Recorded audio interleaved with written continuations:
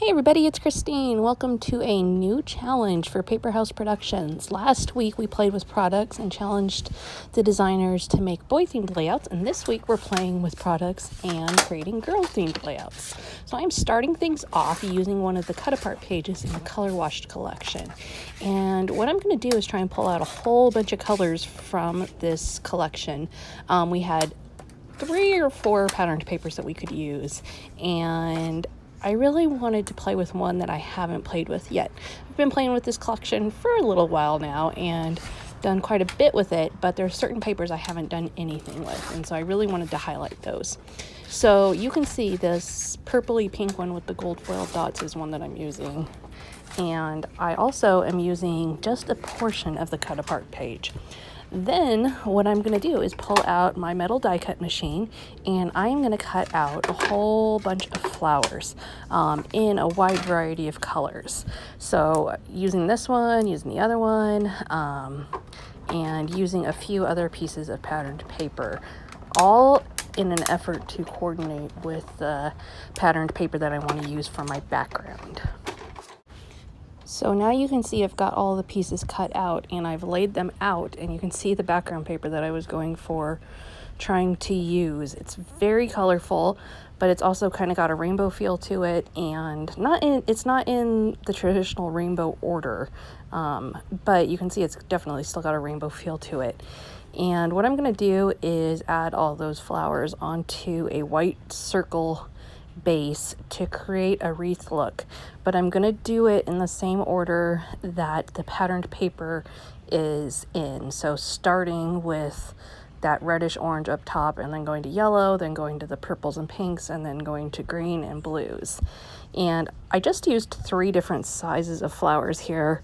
The 2 bigger ones are pretty similar in size but a different shape, and then I used a smaller one. But right now, to get started, I'm just adding the bigger ones, and then I will add the smaller one on in at the very end where I can see where I have white space, where I have holes, where I need things. You'll also notice that I am using 3D foam, both squares and circles, from Scrapbook Adhesives by 3L to pop them up. All of the flowers are going to get popped up. I don't want to have to curl them or fold them or anything, so I'm just adding dimension by adding on the 3D foam adhesives. That way, it just simplifies the whole thing a little bit. You certainly could fold them and whatever, but this ensures they'll still have the dimension once I put them into a page protector. Now, you can see it's all starting to come together very well, and you can also see that it's lining up with the background. I am not going to be keeping this whole patterned paper as the background. I did originally think I would, but you can see already just looking at it, it's way too busy.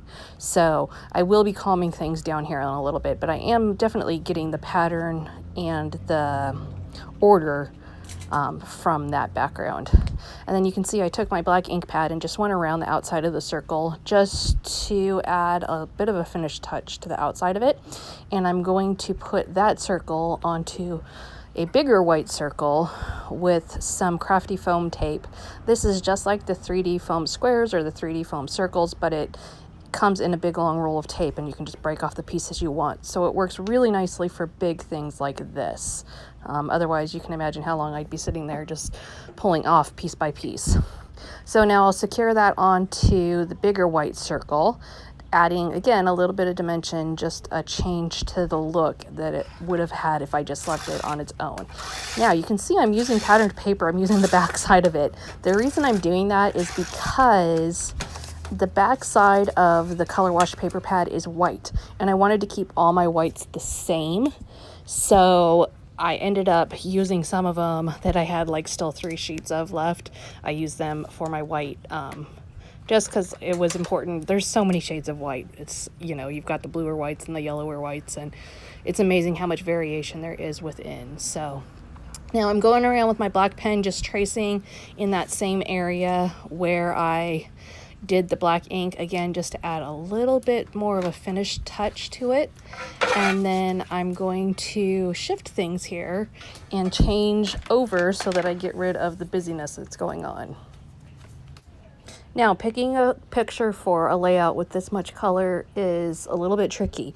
You can see I picked one where you see the pool water and you see her skin tones, but you don't necessarily see, like, she's not wearing a big colorful dress, or, you know, I don't have multiple colors going on in the picture. If I hadn't gone that direction, I would have gone black and white, because you don't want to have so much color going on that the color in the picture gets overwhelmed by the color in your layouts, and so you want to just make sure you have a good balance there, and that's when just converting it to black and white sometimes is a really good idea. Now, to add my title, I am going to take one of the cut apart pieces that is on one of the patterned papers, and I just fussy cut it out using fine tip scissors, and I am going to add it on individually, word by word, instead of using it as a big cut apart piece. It was too blocky on its own, and so you can see cutting it up and using just the script font part makes it much more, it lets the white still show. It just makes it much more smooth, I think, rather than boxy. Now I'm going to go ahead and use my white pen to add some centers into my flowers. This is just a Uniball Signo white pen. It works really well for white on darker things. I don't know if it's a gel pen, but it works great. I love it. I've been using it for years. Have 3 or 4 of them around to do that part.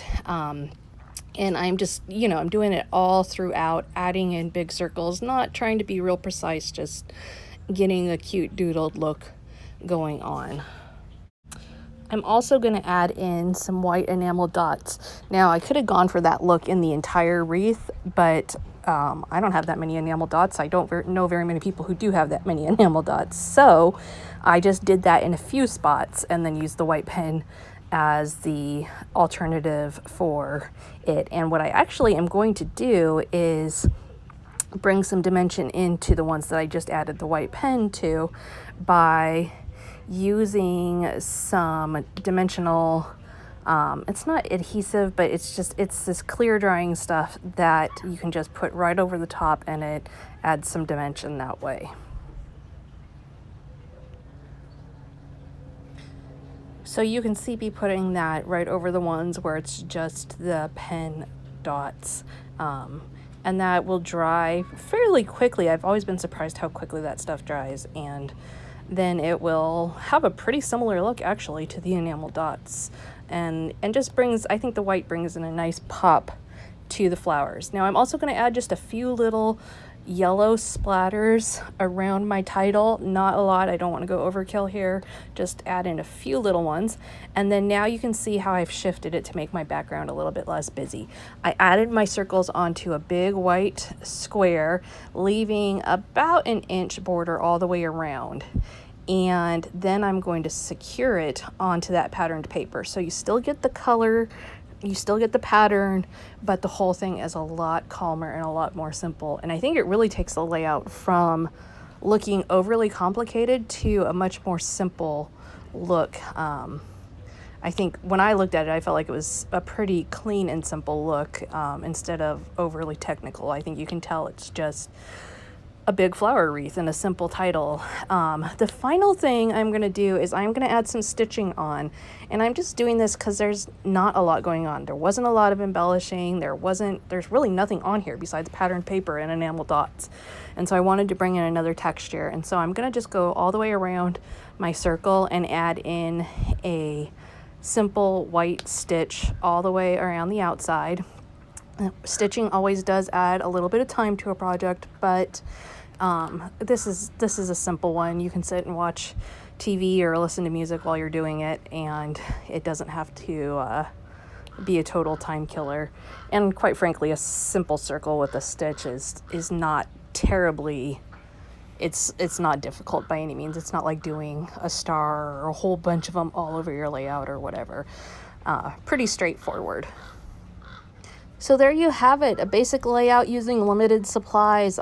The other options we did have to use were some 3D stickers and enamel stickers, which I actually didn't use any. Crazy weird. But keep an eye on the Facebook page for Paper House all week so you can see what the other designers came up with. I think you'll recognize the color palette but you'll also see a lot of different approaches to it, and that is always a fun thing. Thanks for watching. We'll see you again soon.